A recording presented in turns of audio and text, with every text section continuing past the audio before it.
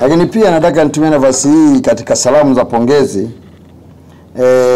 nikupongezeni kwanza kwa kuratibu mchakato wa ajira kwa jumla yake. Tumekuwa na vibali vingi vinatolewa, lakini nyinyi mmekuwa mnahangaika navyo, mnafanya navyo michakato yote. Mimi kubwa zaidi, pamoja na kwamba mlivyoshughulikia ni vingi na hivi ambavyo mnaendelea kuvishughulikia visema vibaki vichache, lakini tuongeze spidi.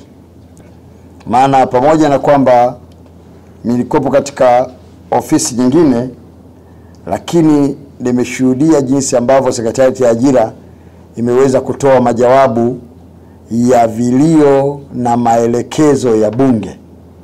Maana unajua katika sisi mdau mkubwa baada ya kuchaguliwa ni mbunge. Mbunge akiwa na kilio chake, sisi kama wizara, sisi kama serikali hatuwezi kusema kwamba tunapumzika kwa raha. Lazima tuweze kujibu maswali yale ya wabunge, lakini pia bunge baada ya kupata maelezo yetu limekuwa na utaratibu wa kutoa maagizo. Lakini nataka nifurahi kwa sababu mmefanikiwa sana kutekeleza maagizo ya bunge na wadau mbalimbali katika kuendesha saili ngazi ya mikoa, lakini pia na maeneo mengineyo ambayo mmekwenda kufanya. Kwa kweli kwangu mimi ni faraja.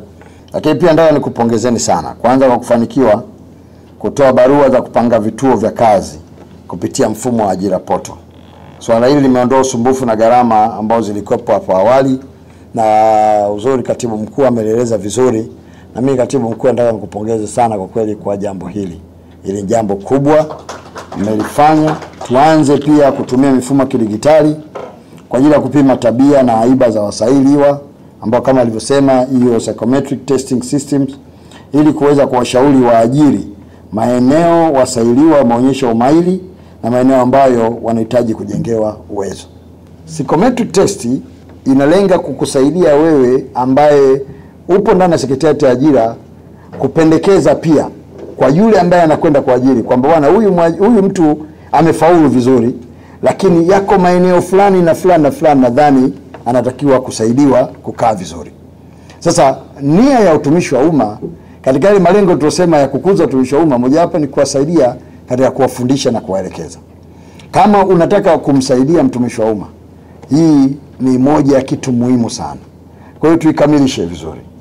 Itakapokamilika manake tusaidie pia kuweza kutoa hizo recommendation ili wenzetu wale ambao sasa wanaenda kuishi, maana sisi tunahoji na kufanya placement, lakini wanaokwenda kuishi nao kwamba kama mtu ni anakwenda kuwa afisa kilimo, kama mtu anakwenda kuwa labda afisa manunuzi, kama mtu anaenda kwa nini, ili mtu ajue kwamba bwana huyu afisa manunuzi wangu yuko strong katika eneo moja mbili, lakini eneo fulani anatakiwa awe asaidiwe kuweza kukuzwa. Kwa hiyo hata wanapokwenda kule, wanapofanya zile semina za mara kwa mara, hata kama akitaka kusema kwamba naenda kidogo kuongeza elimu, yule mwajiri wake aweze kusema bwana katika eneo ambalo unaweza kulifanyia kazi vizuri, hebu nenda eneo hili kwa sababu sisi bado tunakuhitaji uweze kutusaidia.